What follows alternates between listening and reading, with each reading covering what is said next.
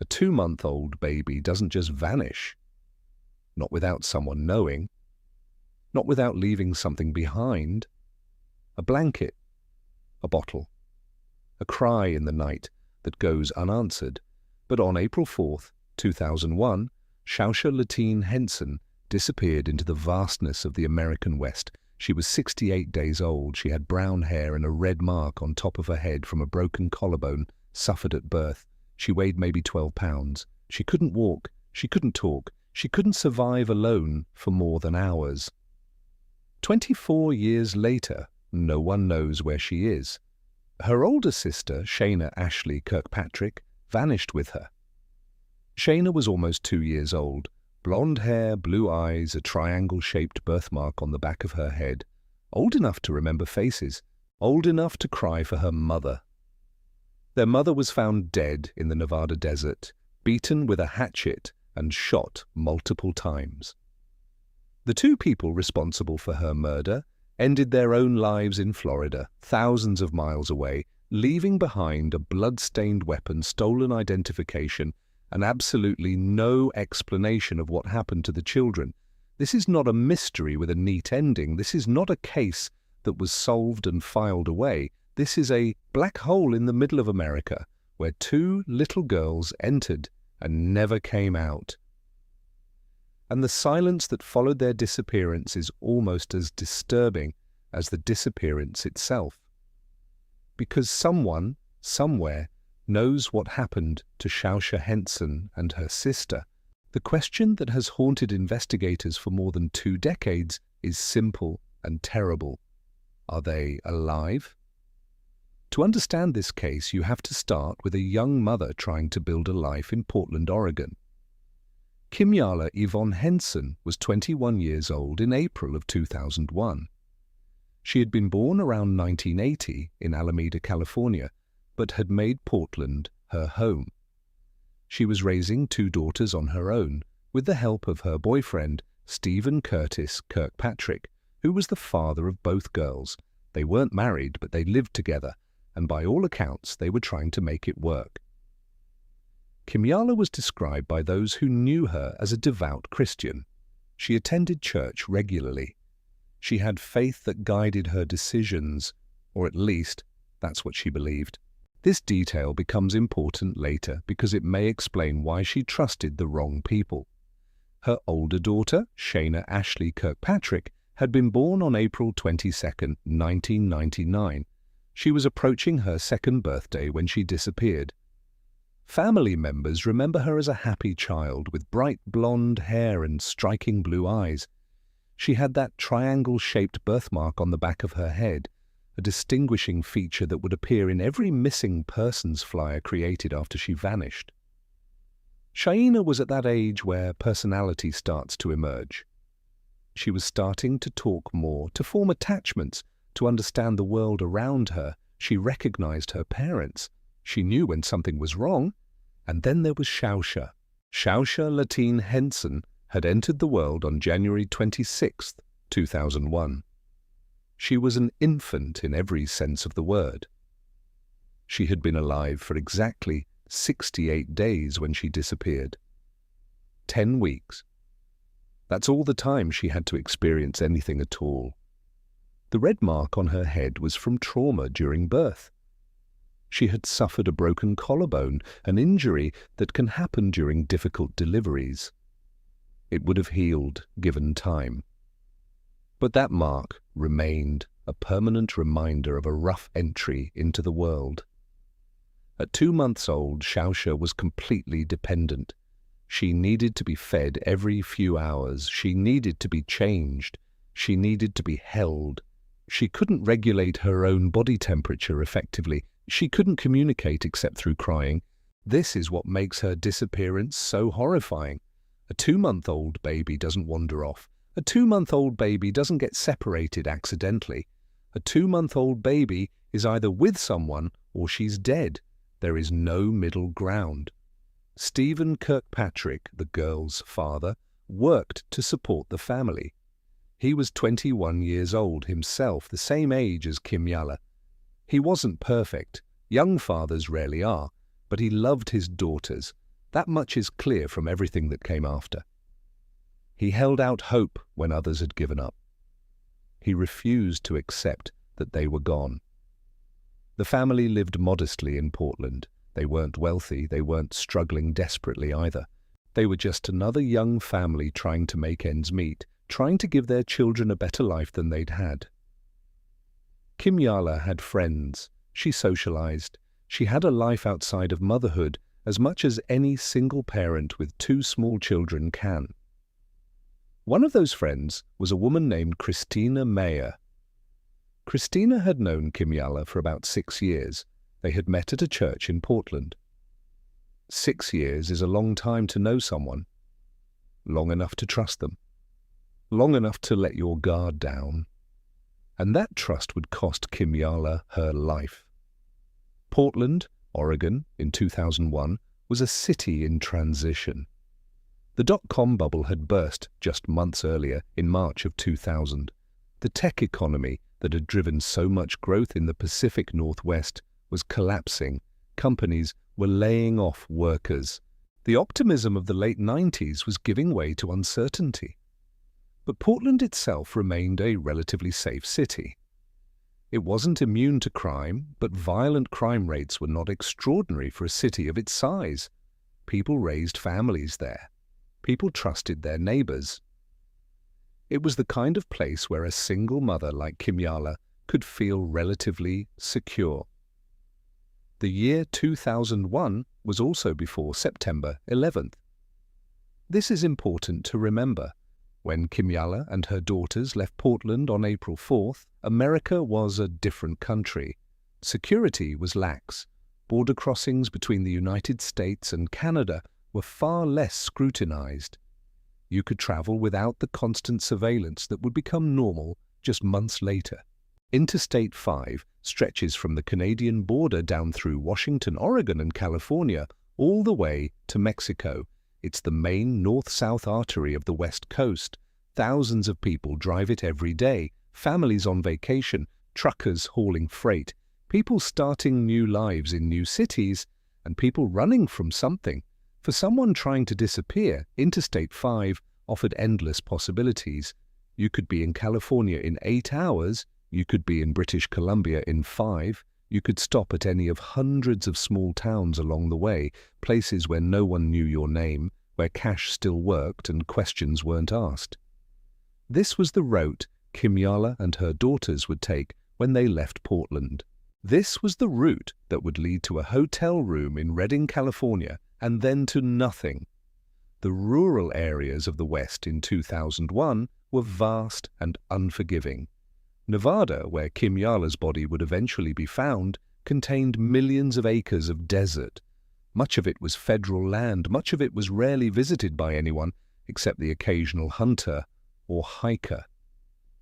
If you wanted to hide something in Nevada, you could. If you wanted to disappear someone, you could do that too. The first week of April 2001 began normally for the Kirkpatrick Henson household. Stephen went to work. Kimyala took care of the girls. Shaina played. Shausha ate and slept and cried, as 2-month-old babies do. It was the rhythm of ordinary life, unremarkable and forgettable. And then Christina Mayer showed up. It was approximately April 2nd, 2001. Christina arrived in Portland with a man she introduced as her husband, Curtis. They claimed they were scouting locations in the area, considering a possible move to the Pacific Northwest. They wanted to reconnect with old friends while they were in town. Stephen Kirkpatrick had never met Curtis before. Kimyala hadn't either. This was the first time any of them had seen this man, but Kimyala had known Christina for 6 years. They had been friends, they had history together. So when Christina showed up with her supposed husband, there was no immediate reason to be suspicious. Curtis was polite. He was friendly. He didn't set off any obvious alarm bells. His real name was Frank Lee Ehring. He was 28 years old, and he was a fugitive from Missouri wanted on charges of conspiracy to commit murder. But nobody in Portland knew that yet. For about 4 days, Christina and Frank stayed in the area, spending time with Kimyala and her family. They talked about their lives, they caught up on old times, they suggested a trip, British Columbia, Canada, just a couple of weeks, a vacation. They would all go together, Christina, Frank, Kimyala, and the 2 girls. It would be fun, it would be good for everyone to get away.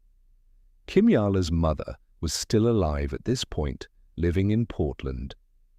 There's no record of whether Kimyala discussed the trip with her mother or what her mother might have thought about it, but 2 days after Kimyala left Portland, her mother died. By the time family members tried to contact Kimyala to tell her the news, she was already unreachable. Stephen Kirkpatrick remembers saying goodbye to Kimyala and his daughters on April 4th. He had to work. He couldn't come on the trip. It would just be for 2 weeks, Kimyala told him. She would be back soon. He never saw any of them alive again. Before they left, there had been discussions about what Kimyala would need to enter Canada. Frank and Christina told her she would need her birth certificate. Without it, border agents might not let her through. This made sense to Kimyala. She agreed they should stop and get it. The plan was to drive south first to Sacramento, California. That's where Kimyala had been born, in nearby Alameda. They would pick up a certified copy of her birth certificate from the county records office, then turn north and drive to British Columbia. It seemed reasonable. It seemed legitimate. It was a lie. On April 4th, 2001, Kimyala Henson, Shaina Kirkpatrick, and Shausha Henson left their home in Portland, Oregon. They got into a car with Christina Mayer and Frank Ehring. The vehicle was a silver or grey Kia Cephia, owned by Frank's mother. They headed south on Interstate 5. According to what investigators would later piece together, the group did stop in Sacramento on April 5th. Kimyala obtained a certified copy of her birth certificate, just as planned. She probably felt good about this. She was doing what responsible travelers do. She was following the rules. What she didn't know was that Frank and Christina had already decided she would never use that birth certificate to enter Canada. They had other plans for it. April 5th, 2001. By midday, the group had arrived in Redding, California. Redding sits at the northern end of the Sacramento Valley, about 160 miles north of Sacramento and 240 miles south of Portland. It's a good stopping point for anyone traveling Interstate 5.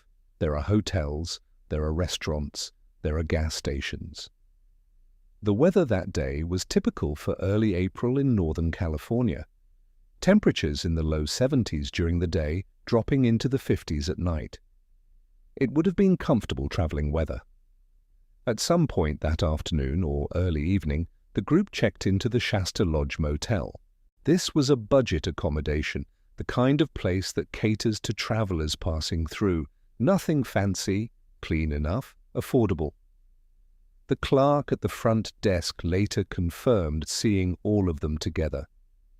Kimyala, the 2 little girls, Christina, Frank. They appeared normal. There was no indication of distress, no arguments that anyone noticed, no signs that anything was wrong. This was the last confirmed sighting of Shaina and Shausha. This was the last time anyone saw Kimyala Henson alive. What happened after they checked into that motel room is unknown. Did they have dinner somewhere? Did they plan the next day's drive? Did Shaina play while Shausha slept? Did Kimyala have any sense that something was wrong? We don't know. What we do know is that sometime between April 5th and April 9th, Kimyala Henson was murdered. The method was brutal. She was struck in the head with a hatchet. She was shot multiple times. Her body was driven to Nevada and dumped in the desert near Pyramid Lake, approximately 37 miles north of Wadsworth, near a place called Nixon. She was partially buried in a shallow grave, concealed just enough that she wouldn't be immediately visible from the road, but not so well hidden that she would never be found. The location is important. Pyramid Lake is northeast of Reno in a sparse, desolate region. State Route 447 runs through the area, but traffic is light. The landscape is unforgiving. Sagebrush and sand stretch for miles in every direction. The nearest towns are small and widely separated. If you wanted to kill someone and hide the body where it might not be discovered for weeks or months, this would be a good place to do it. But Kimyala's body was found relatively quickly, on April 28, 2001. A motorist pulled off the road for some reason and saw something that didn't belong. The sheriff was called. The body was recovered. By that point, Frank Oehring and Christina Meyer had been dead for 8 days. Stephen Kirkpatrick began to worry when he didn't hear from Kimyala. A few days without contact wasn't necessarily alarming. She was on vacation. Maybe cell phone reception was bad. Maybe she was just busy enjoying herself. But then the days stretched on and there was still nothing. No calls, no messages, no way to reach her. And then came the news that turned worry into panic. On April 20th, 2001, an off-duty sheriff's deputy in Collier County, Florida, was driving home along U.S. Route 41 near Naples at the edge of the Big Cypress National Preserve. It was just after sunrise. The road was quiet. He pulled into a rest area, probably to use the facilities or check his phone. And there, by a concrete picnic table, he found 2 bodies. A woman lying on a sleeping bag, shot once in the head. A man nearby, also shot in the head, still breathing but barely. The woman was pronounced dead at the scene. The man was airlifted to Lee Memorial Hospital in Naples, where he died a short time later. The Collier County Sheriff's Office began processing what appeared to be a murder-suicide. The man had shot the woman with a .22 caliber rifle, then turned the weapon on himself. But who were they? Inside their car, a red Kia Sophia with stolen Oregon license plates, investigators found a wallet. The identification belonged to Kimyala Henson of Portland, Oregon. But the woman lying dead by the picnic table was not Kimyala Henson. Florida authorities contacted Portland police. There were children listed in the information they'd found. A 2-year-old named Shaina, a baby named Shausha. Were they with the dead woman? Were they safe? Portland police told Stephen Kirkpatrick that something was wrong. Kimyala's identification had been found in Florida. The children were missing, but at that point, they still didn't know where Kimyala was. For the next week, Stephen Kirkpatrick lived in limbo. Was Kimyala dead? Was she kidnapped? Were the children with her? Were they hurt? The not knowing, he would later say, was torture. He sat by the phone, waiting for someone to tell him his girlfriend was dead, or waiting for Kimyala herself to call and say everything was okay. Neither call came. Instead, on April 28th, he learned that Kimyala's body had been found in Nevada. She had been murdered. The cause of death was blunt force trauma to the head and multiple gunshot wounds. And the children were still missing. The investigation into the disappearances of Shaina Kirkpatrick and Shausha Henson began under the worst possible circumstances. There were 3 different law enforcement agencies involved in 3 different states. Portland Police Bureau handled the missing persons case, since that's where the family had lived. Washoe County Sheriff's Office in Nevada took the lead on Kimyala Henson's murder. Collier County Sheriff's Office in Florida was dealing with the murder-suicide of Frank Oehring and Christina Meyer.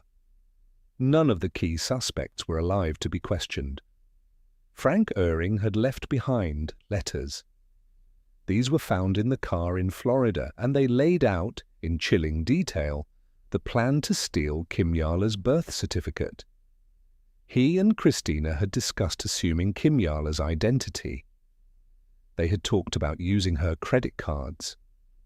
What they hadn't mentioned in any of those letters was what they planned to do with the children. The blood-stained hatchet found in the car tested positive for Kimyala Henson's blood. DNA analysis confirmed it.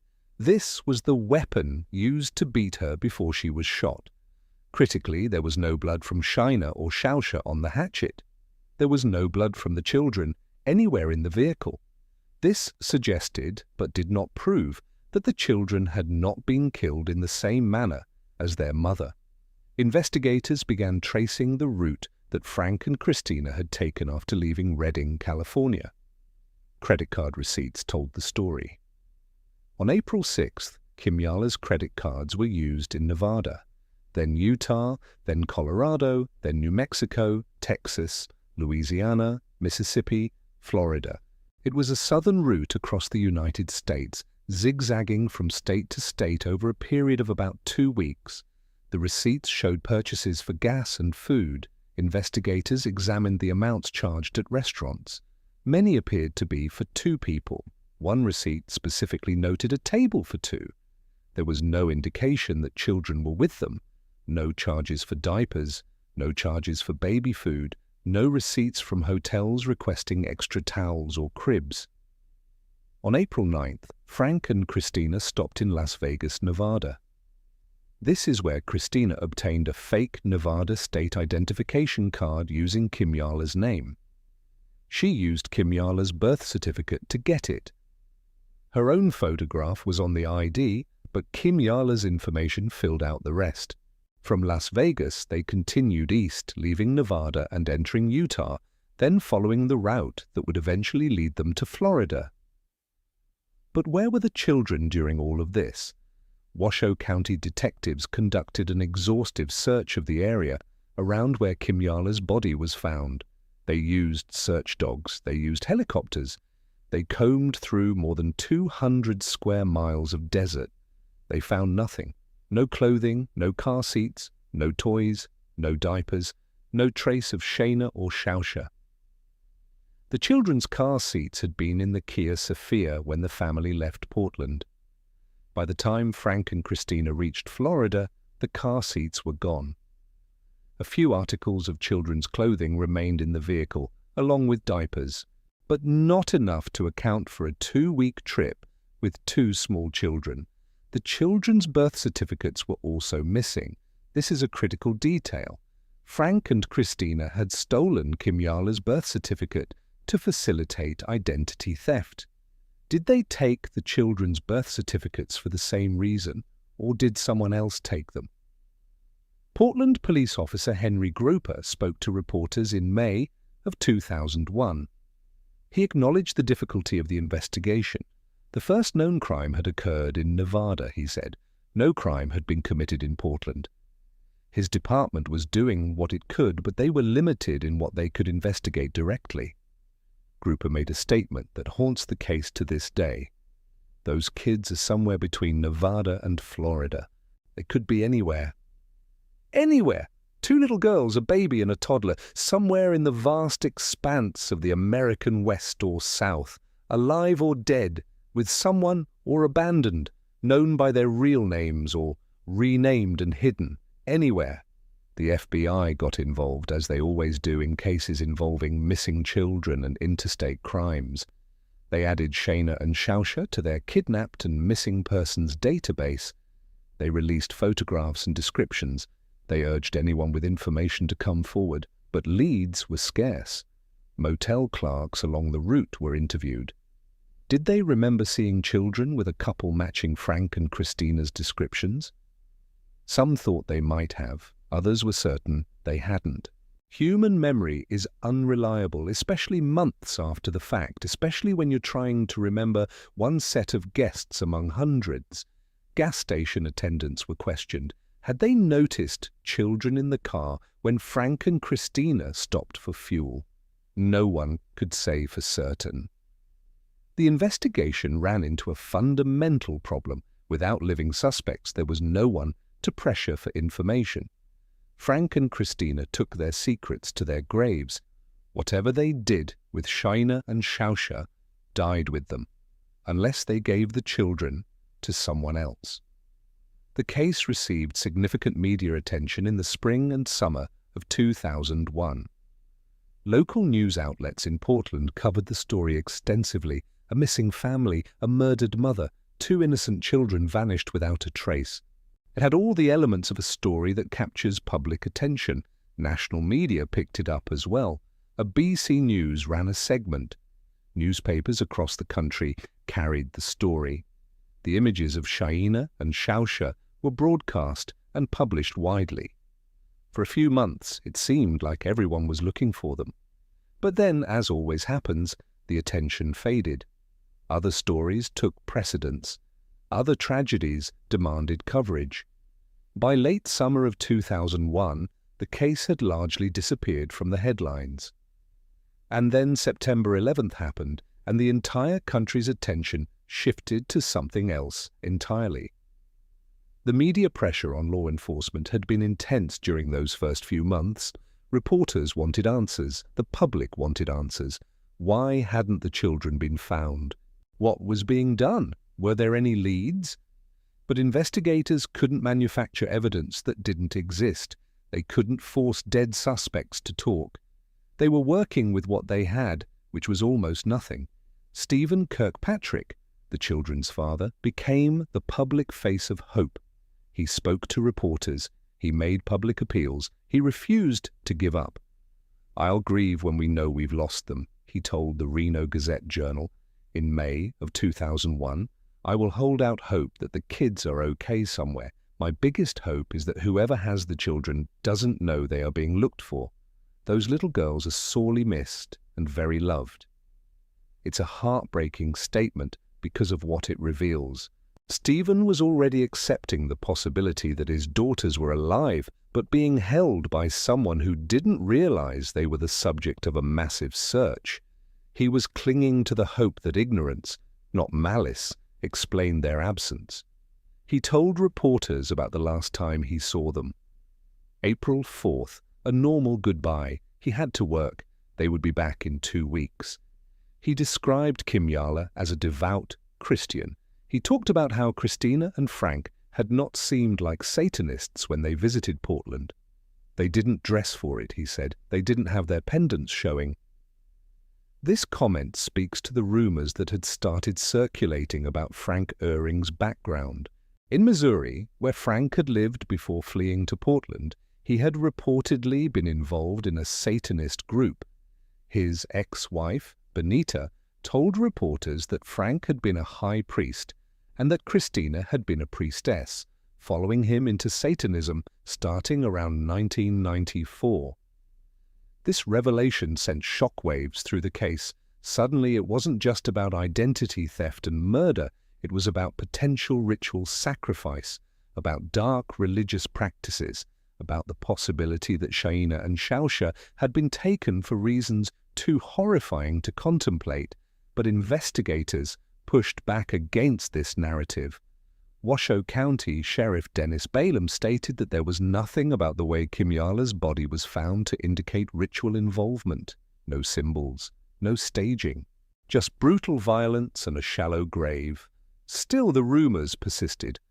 Satanic literature had been found in Frank and Christina's car in Florida.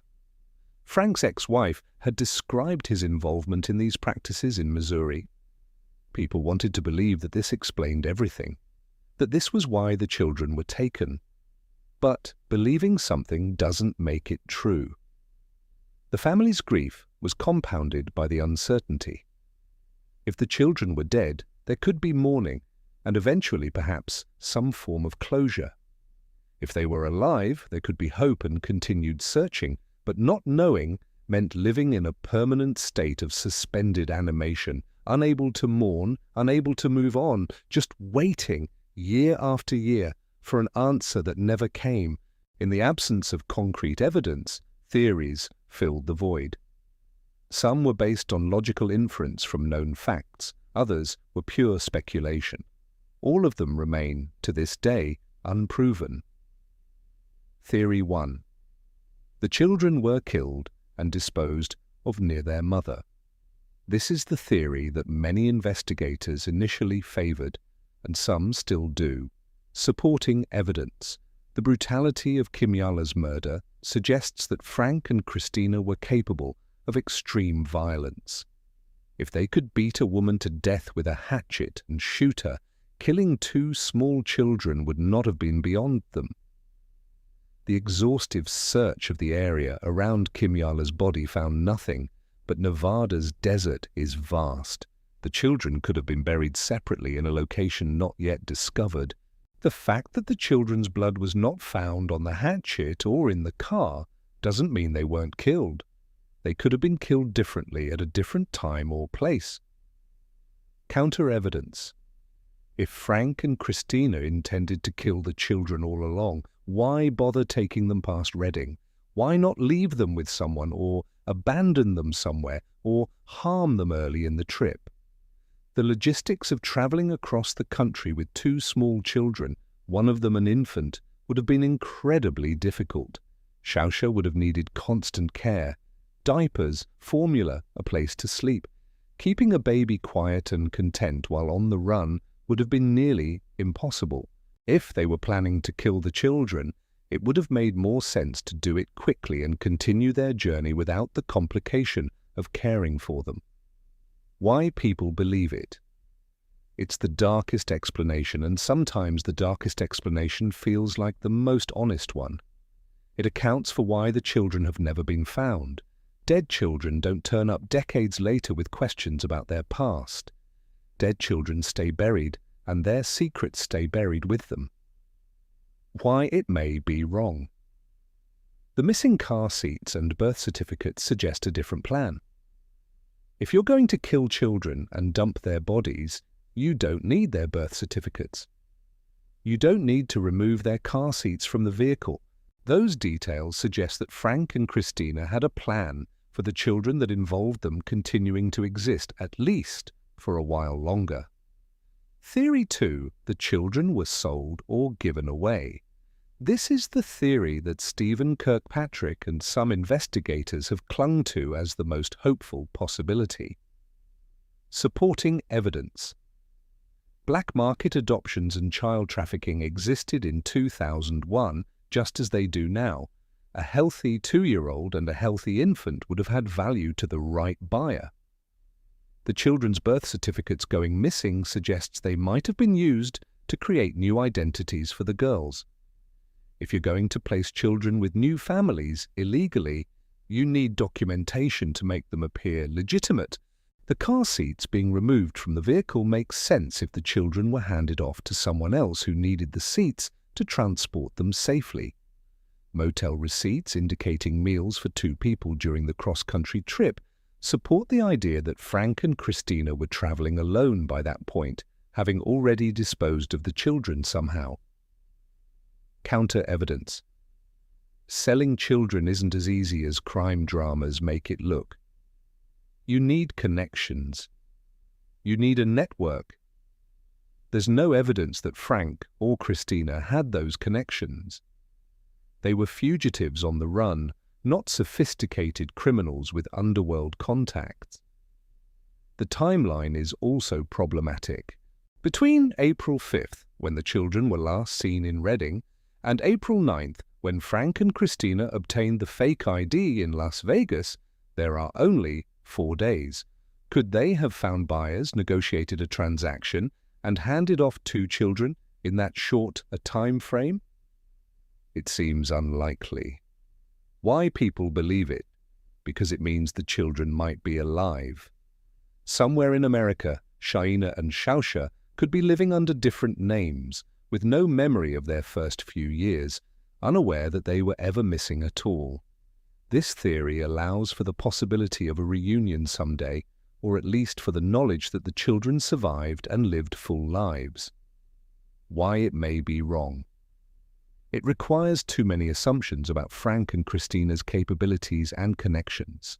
It requires buyers to exist who were ready and willing to take these children on short notice, and it requires those buyers, or the children themselves, to have stayed silent for more than 2 decades. That's a lot of assumptions.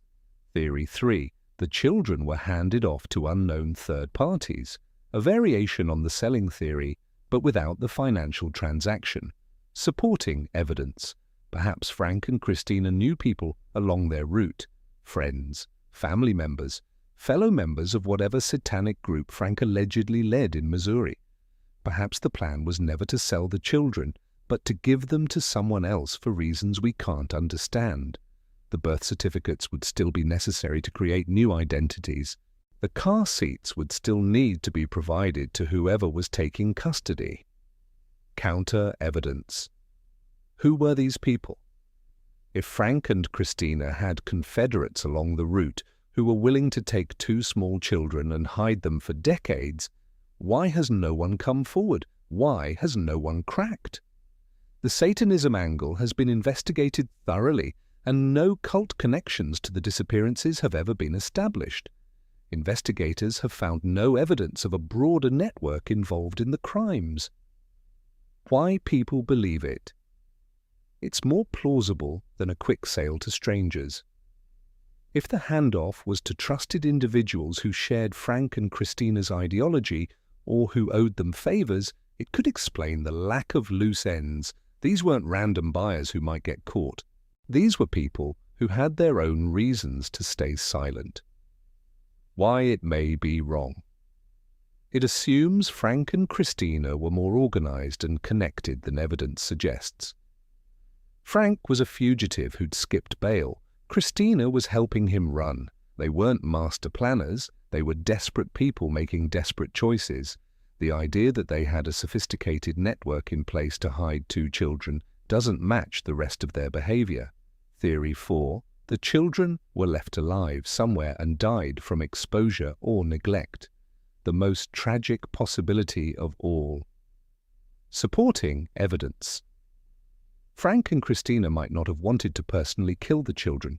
They could have convinced themselves that leaving them somewhere with a chance of being found was more merciful than outright murder. They could have abandoned the girls at a rest stop, or in a small town, or near a house in the middle of nowhere, gambling that someone would find them before they came to harm. But in the vastness of the American West, children left alone don't last long. A 2-month-old infant wouldn't survive a single night without care. A 2-year-old might last a bit longer, but not much. Counter-evidence. If this happened, there would be remains somewhere. Bodies, even small ones, don't completely disappear. Animals scatter bones. Weather exposes graves. Hikers stumble across things in remote areas. In the 20-plus years since the disappearances, massive wildfires have burned through western forests and deserts. Development has expanded into previously remote areas. Nothing has been found. Why people believe it? It explains the absence of bodies near Kimyala's dump site. It accounts for Frank and Christina traveling without children. It suggests that they weren't quite cruel enough to murder the children directly, even though they were willing to create a situation where death was almost certain. Why it may be wrong? It's been too long. If the children had been abandoned in a location where they perished, their remains would have been discovered by now, either deliberately or accidentally. The West is vast, but it's not empty. Someone would have found something. Some details of this case are like splinters under the skin, small, specific, impossible to ignore. The birth certificate found torn in half in a garbage can at the Florida rest area. Why tear it in half? If you've already gotten what you needed from it, if you've already used it to obtain fake identification, why destroy it? Was it rage, frustration, a symbolic rejection of Kimyala's identity now that she was dead and no longer useful? Or was it simpler than that? Was it just an attempt to dispose of evidence done hastily by people who knew their time was running out? The sleeping bag at the Florida rest area, with Christina's body lying on it. Frank had positioned himself nearby, not on the sleeping bag. He'd shot Christina first, then himself, but they'd brought a sleeping bag. Were they planning to camp? Were they exhausted from 2 weeks of running and just needed to rest? Or had they known when they pulled into that rest area That this was the end? That they weren't leaving? The letters Frank left behind, detailing the plan to steal Kimyala's identity but making no mention of the children. This is perhaps the most frustrating detail. Frank was willing to write down his intentions, his plans, his methods. But he didn't write about Shaina and Shausha. Did he consider them too insignificant to mention? Did he assume it was obvious what would happen to them? Or was there a reason he couldn't commit those plans to paper? The satanic literature found in the car. Investigators downplayed its significance. It didn't connect to Kimyala's murder, they said. It was just evidence of Frank's beliefs, not proof of his actions. But for families of missing children, this kind of detail festers. What if it was relevant? What if there was a ritual component to the crimes that investigators missed or chose not to pursue? What if Frank's involvement in Satanism in Missouri connected to other disappearances, other unsolved cases? These questions have never been definitively answered. The cell phone records. Kimyala's family tried to contact her. After she left Portland, they couldn't reach her. Her phone went unanswered. But what do the records show? When did her phone stop being used? Where was it when the last call was made? These records were presumably obtained by investigators, but they haven't been publicly released. What do they reveal about the timeline, about when Kimyala stopped being able to answer her phone? The fact that Christina called her uncle in Missouri on April 15th, 5 days before the murder-suicide, to say she was in trouble and had written some bad checks in Wyoming. This is one of the last known communications from Christina before her death. She was in trouble. She knew it. She was reaching out to family. But she didn't mention Kimyala. She didn't mention the children. She didn't say, "We've done something terrible and I don't know how to fix it." She talked about bad checks. What does that mean? Was she trying to admit to crimes she could handle while hiding the ones she couldn't? Was she hoping her uncle could somehow help her escape the situation she'd gotten herself into? Or was she just a person in over her head, grasping at the smallest problems because the largest ones were too overwhelming to voice? The motel receipts that specified 2 people. Frank and Christina stopped at restaurants and motels across the country. The receipts showed charges consistent with 2 adults, not 4 people, not 2 adults and 2 children. This suggests they were alone by the time they left Nevada. But it doesn't tell us what happened before then. It doesn't tell us where the transition occurred, the moment when 2 children stopped being part of the group. As of 2025, Shaina Ashley Kirkpatrick and Shausha Latine Henson remain missing. The FBI still lists them on their kidnapped and missing persons website. The Portland Police Bureau maintains the case as open. The National Center for Missing and Exploited Children has created age-progressed images showing what the girls might look like now. Shaina would be 26 years old. Shausha would be 24. But those ages are theoretical. They assume survival. They assume that somewhere, somehow, 2 little girls grew into young women. No new leads have been reported since 2001. No credible sightings, no deathbed confessions, no anonymous tips that led anywhere. The case is cold in the truest sense of the word, not forgotten, but frozen, waiting for something, anything, to thaw it back to life. Stephen Kirkpatrick, the girl's father, presumably still holds out hope. There's no public record of him giving up or declaring his daughters dead. In the immediate aftermath, he was adamant about believing they were alive, but 24 years is a long time to hold on to hope. It's an entire generation. It's long enough for memories to fade, for grief to calcify into something else, for the shape of loss to become permanent. The location of Kimyala Henson's body is known. She was found near Nixon, Nevada, in the desert. She was identified. She was presumably buried, though details of her funeral or final resting place aren't part of the public record. But Her daughters? There's nothing. No graves to visit, no place to mourn, just the vast emptiness of not knowing. Investigators periodically review the case, as they do with all cold cases. They look for new angles. They re-examine evidence with updated technology. DNA databases are checked against unidentified remains. Facial recognition software is applied to images of children who might, possibly, be the missing girls. Nothing has worked. If Shaina and Shausha were killed and their bodies hidden somewhere between California and Nevada, those bodies are still hidden. The search area is impossibly large, millions of acres of mountains, deserts, forests, and empty land. You could spend lifetimes looking and never find them. If they were sold or given away, they're living under different names now. They would have no memory of their first few months or years. They would have no reason to question their identities. They might never know they were once someone else. And if they're dead by other means, by neglect or accident or subsequent violence, those deaths are unrecorded, lost to history. Just two more nameless tragedies in a world full of them. The legal status of the case is clear enough. Shausha Henson was murdered. Frank Ehring and Christina Meyer are presumed responsible. They're dead, so no trial will ever happen. No conviction will ever be entered. But what about the children? Without bodies, they can't be declared dead, at least not yet. Without evidence of what happened to them, there's no closure of any kind.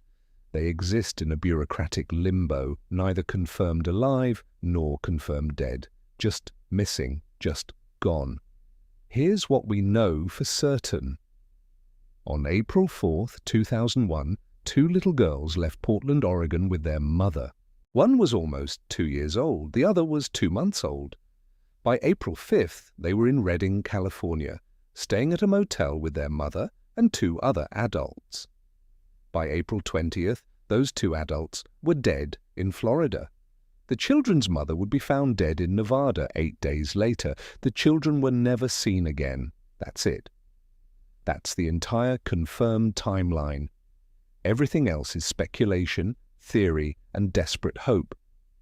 Somewhere between Redding, California, and the Florida Panhandle, between April 5th and April 20th, 2001, Shaina Ashley Kirkpatrick and Shausha Latine Henson ceased to exist in any verifiable way. Were they killed? Were they sold? Were they given away? Were they abandoned? The answer might be buried in a desert that's already been searched. It might be locked in the memory of a stranger who's never connected the children they once knew to the missing persons case they heard about decades ago. It might be in a file somewhere, mislabeled or misfiled, waiting for someone to make the connection, or it might be nowhere at all. It might have died with Frank Ehring in that Florida hospital, the last piece of knowledge that could have solved everything slipping away as his brain shut down. Stephen Kirkpatrick said in 2001 that his biggest hope was that whoever had the children didn't know they were being looked for. 24 years later, is anyone still looking? The FBI maintains the listing. The National Center for Missing and Exploited Children keeps the case active, but active and actively investigated are different things. When there are no leads, when every avenue has been exhausted, when the people responsible are dead and can't be questioned, what more can be done? You wait. You hope someone remembers something. You hope someone develops a conscience. You hope that somewhere, somehow, one of the girls realizes that the story she was told about her childhood doesn't add up, and she starts asking questions. But hope is not a strategy. Hope doesn't find missing children. Evidence does, witnesses do, confessions do, and this case has none of those things. Shausha Latine Henson was 68 days old when she disappeared. She had brown hair. She had a red mark on her head from a broken collarbone. She weighed maybe £12. She would be 24 years old now. She's still missing, and the case is still silent.